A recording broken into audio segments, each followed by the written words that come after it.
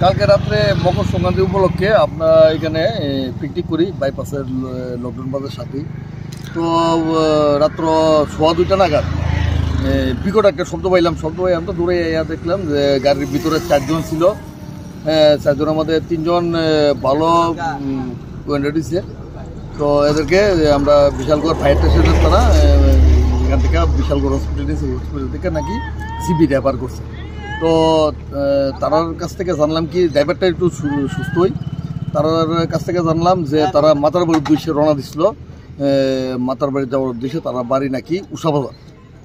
তো 3 জন ভালো মারাত্মক আহত হয়েছে। কোন জায়গাতে ঘটনাটা আমরা বাইপাস সড়কের লকডাউন বাজারের লগই।